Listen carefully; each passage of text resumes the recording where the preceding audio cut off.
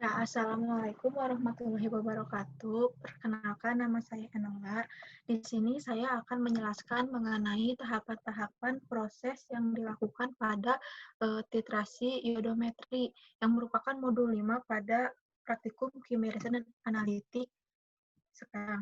Nah, sebelumnya, apa sih titrasi itu? Titrasi itu merupakan suatu analisa volumetri yang termasuk ke dalam analisa kuantitatif yang berguna untuk menentukan kadar suatu sampel berdasarkan volume reaksi. Nah, untuk titrasi itu sendiri dibagi menjadi 3 macam. Ada titrasi langsung, titrasi tidak langsung, dan titrasi penggantian. Untuk iodometri, iodometri itu termasuk ke dalam titrasi reduktometri atau masuknya ke dalam titrasi tidak langsung. Kenapa disebut tidak langsung? Karena iodium yang digunakan pada titrasi iodometri itu diperoleh dari KI. Nah, sebelum melakukan titrasi iodometri, perlu dilakukan standarisasi larutan tiosulfat. Larutan tiosulfat ini itu berguna sebagai pentitar atau titran yang digunakan pada titrasi iodometri. Nah, tahapan pertamanya, teman-teman memerlukan alat pipet volume 10 mili, lalu ini ada yang namanya ball pipet, atau disebut juga dengan filler, terus teman-teman perlu juga labu Erlenmeyer tutup basah. Nah, untuk larutannya, ini itu ada larutan K2CR2O7 0,1 N. Berbentuknya udah larutan. Untuk info teman-teman aja, mungkin ada yang belum tahu bahwa bentuk awal dari kalium dikromat itu adalah padatan kristal berwarna orange.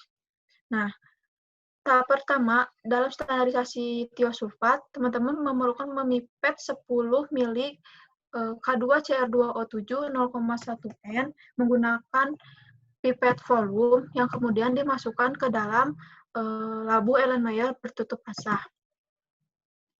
Selanjutnya, nah ini ada cara memipet larutan. Mungkin sebagian dari teman-teman ada yang masih bingung cara memipet larutan itu seperti apa, silahkan disimak videonya.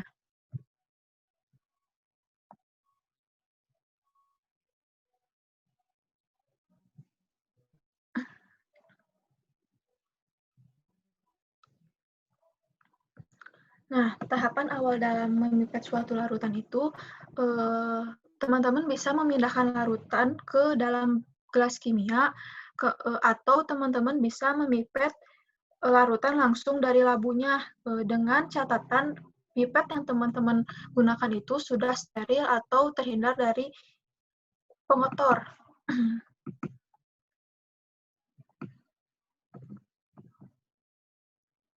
Fungsi dipindahkan ke beker gas itu untuk menghindari kontaminasi jika ada pengotor pada pipet.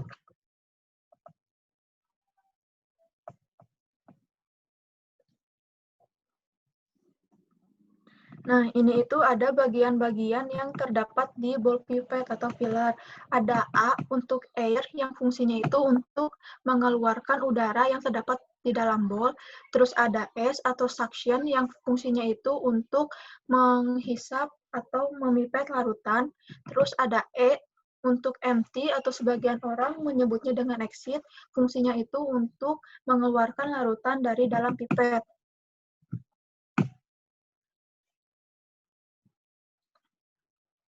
Nah, ini kita pencet A, lalu keluarkan udara yang ada di ball pipet. Kemudian pencet S untuk menyedot atau menghisap larutan.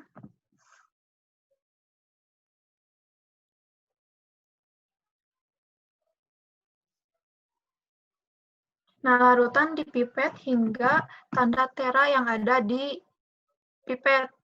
Ini tanda teranya. Kemudian pindahkan larutan ke dalam labu Erlenmeyer. Pencet E untuk mengeluarkan larutannya.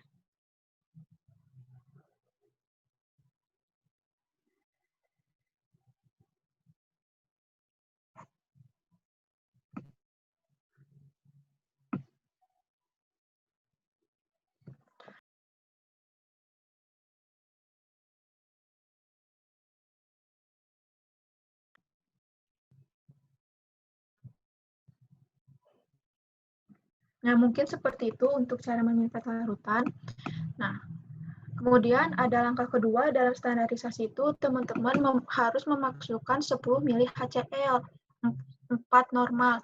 Nah, kenapa ditambahin HCl? Karena titrasi iodometri itu harus dilakukan dalam suasana asam. Kenapa harus dalam suasana asam? Karena jika dalam suasana basah, nanti iodium yang terkandung di dalam sampel itu malah akan bereaksi dengan hidroksida atau OH, sehingga akan membentuk iodat atau IO, bukan malah membentuk I2. Nah, kemudian ditambahkan KI 10% sebanyak 10 mili. Fungsi KI di sini itu adalah sebagai sumber dari I2. KI akan mereduksi sampel hingga nantinya itu akan membentuk I2, yang artinya KI akan mengalami oksidasi. Setelah ditambahkan HCl dan KI, dihomogenkan, kemudian larutan akan berubah warna menjadi warna coklat. Seperti gambar ini. Nah, setelah itu, simpan larutan di tempat gelap selama 2 menit. Teman-teman bisa melapisi Erlenmeyer dengan menggunakan aluminium foil atau menyimpannya di tempat gelap, seperti di lemari atau di dalam loker. Nah, fungsi dari ditempatkan di tempat gelap itu untuk agar iodium tidak teroksidasi. Nah, kenapa bisa teroksidasi? Karena iodium itu sifatnya mudah teroksidasi oleh udara, dan ternyata reaksi oksidasi iodium itu akan dipercepat jika kontak dengan cahaya atau sinar matahari, maka perlu disimpan di tempat yang gelap. Nah, fungsi dari didiamkan selama 2 menit ini untuk memberikan waktu terhadap KI agar bereaksi sempurna membentuk I2. Jadi nanti agar sempurna membentuk I2. Nah, kalau nanti KI teroksidasi, yang berarti kelebihan KI dihasilkan akibat kontak KI dengan kontak iodium dengan udara. Nah, nantinya kelebihan KI ini itu malah akan menyebabkan kegagalan dalam titrasi, karena kandungan KI nanti yang berikatan dengan sampel itu tidak sesuai dengan kadar sampel yang sesungguhnya, seperti itu. Nah, selama larutan disimpan, teman-teman siapkan peralatan atau larutan untuk titrasi. Alat yang teman-teman butuhkan untuk titrasi itu ada buret, ada klem, ada statif. Statif itu yang panjang ini, dan juga ada Erlenmeyer. Nah, Erlenmeyer ini sudah diisi dengan sampel yang akan teman-teman titrasi. Nah, bagaimana cara memasukkan larutan tiosulfat ke dalam buret? Teman-teman memerlukan bantuan dari corong. Corong disimpan di bagian atas buret, kemudian tuangkan larutan ke dalamnya. Nah, pada bagian bawah buret perlu diperhatikan bahwa sudah tidak ada udara atau harus terisi penuh oleh larutan dengan cara mengatur keran yang ada di buretnya. Nah, kenapa? Karena nantinya akan mempengaruhi tetesan dari buret. Jika tetesan terpengaruh, maka nanti volume titrasi yang dihasilkan itu tidak sesuai atau tidak akurat. Kemudian lakukan titrasi hingga terjadi perubahan warna dari coklat menjadi kuning kehijauan. Dari coklat menjadi warnanya agak kuning atau kuning jerami. Lakukan titrasi dengan cepat untuk menghindari terjadinya oksidasi dan pembentukan sulfur. Nah, tadi kan tahu ya sifat dari iodiumnya itu mudah teroksidasi oleh udara. Jadi makanya titrasinya itu harus dilakukan secara cepat. Nah, sedangkan pembentukan sulfur ini itu diperoleh dari natrium tiosulfat yang terurai dalam suasana asam. Makanya harus dilakukan titrasi secara cepat agar natrium tiosulfat itu akan bereaksi dengan iodium pada sampel. Selain itu juga untuk menghindari terjadinya penumpukan atau konsentrasian tiosulfat pada satu titik atau satu daerah. Kalau terkonsentrasi seperti itu malah akan menyebabkan terbentuk sulfur juga. Makanya titrasinya harus dilakukan secara cepat. Nah, untuk langkah selanjutnya tambahkan 7 tetes amilum 1% hingga larutan berwarna biru tua dan homogenkan. Larutannya jika ditambahin amilum bakal menjadi warna biru. Fungsi dari amilum ini adalah sebagai indikator pada titrasi iodometri. Nah, kenapa amilum itu ditambahkan pada tengah-tengah proses titrasi? Soalnya kalau amilum ditambahkan di awal titrasi, itu nanti amilum akan berikatan dengan iodium yang akan membentuk ikatan kompleks sehingga nantinya itu malah ikatannya sukar untuk diurai dan menyebabkan titrasi berjalan atau berlangsung lama. Sedangkan kan tadi udah tahu iodium itu sifatnya mudah teroksidasi oleh udara. Kemudian setelah itu titrasi dilanjutkan hingga larutan berubah warna menjadi warna biru terang. Larutannya berubah warna menjadi warna biru terang. Warna birunya seperti ini, tapi bukan tidak sejernih ini, tapi warnanya seperti susu berwarna biru. Nah, selanjutnya baca volume natrium tiosulfat yang digunakan. Pembacaan volume pada buret itu kita membaca meniskusnya. Meniskus itu yang ini, lekukan ini, sama ini. Ada meniskus bawah dan ada meniskus atas. Nah, yang kita baca kali ini tuh meniskus bawah. Meniskus bawah itu fungsinya untuk larutan yang tidak berwarna atau yang meniskus bawahnya masih terlihat.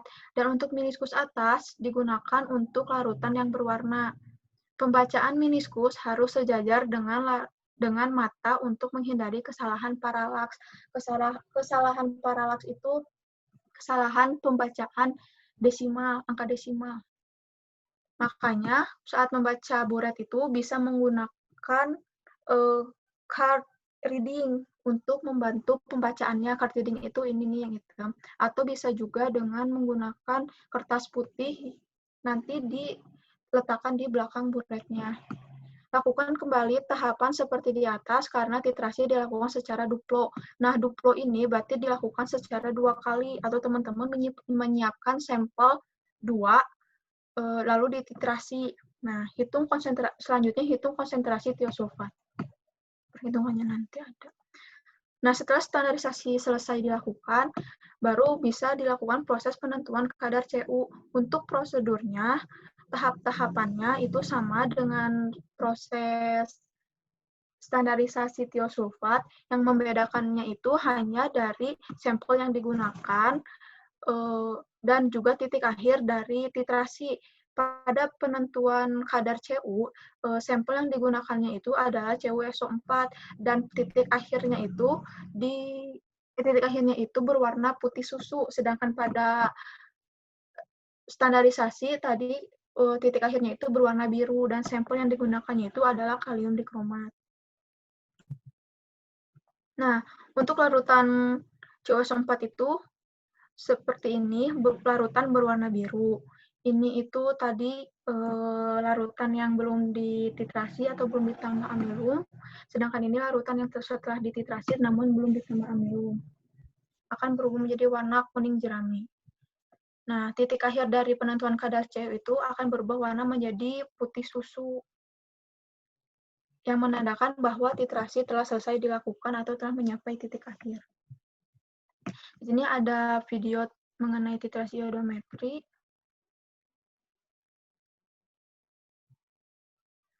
Langkah pertamanya itu masukkan 10 ml sampel. Ini sampelnya CuSO4.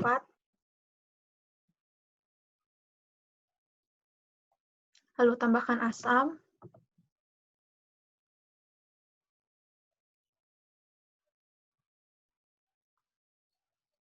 Kemudian ditambahkan Ki secara berlebih.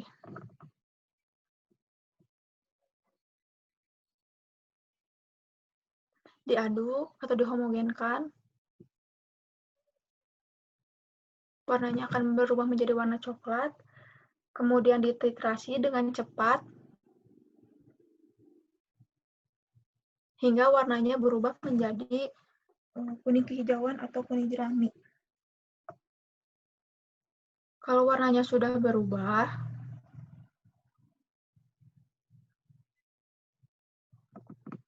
kemudian nanti ditambahkan amilum. Nah, setelah ditambahkan amilum akan berubah warna menjadi warna biru tua. Dihomogenkan lagi, kemudian dilanjutkan titrasi.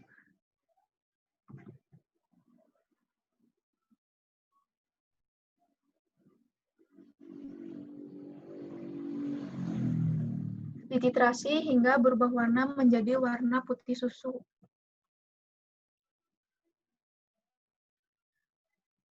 Nah, kalau udah warna putih susu berarti sudah mencapai titik akhir titrasi atau titrasi telah selesai dilakukan.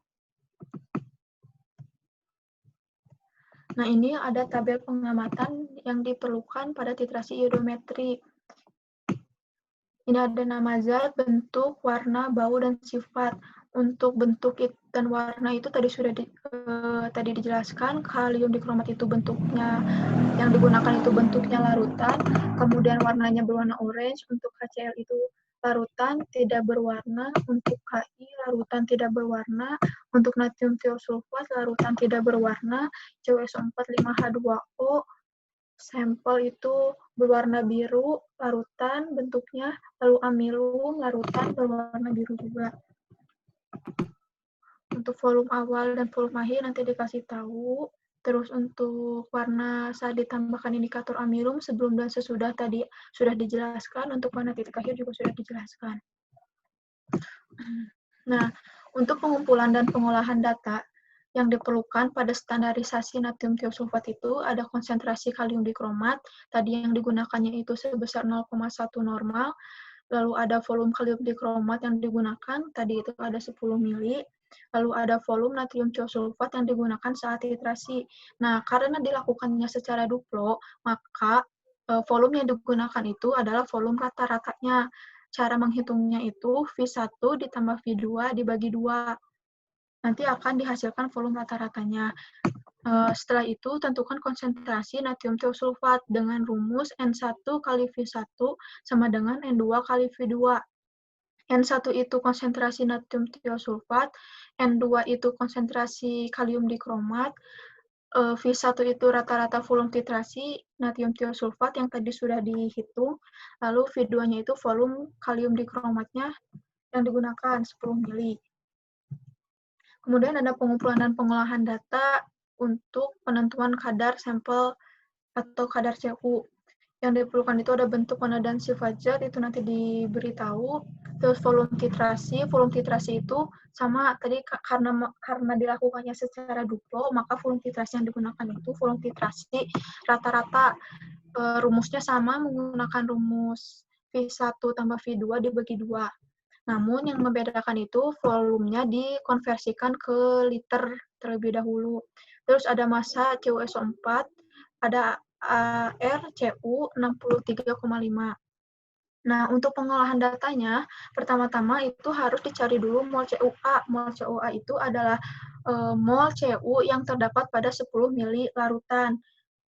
Caranya itu dengan mengalihkan konsentrasi natrium tiosulfat dikali dengan volume titrasi, atau tadi volume rata-rata titrasinya berapa. Setelah didapat mol A, kemudian mencari mol B. Mol B itu adalah mol Cu di dalam 500 mili larutan atau di dalam larutan keseluruhannya. Dengan cara mengalihkan mol CuA dengan V labu per V pipet. V labunya itu 500 mili, volume CU keseluruhannya, V pipetnya itu 10 mili, atau tadi V sampel yang digunakannya. Setelah mendapat mol CuB, kemudian dicari massa dari CU-nya. CU-nya saja berapa, dengan cara mol CuB dikali ArCu.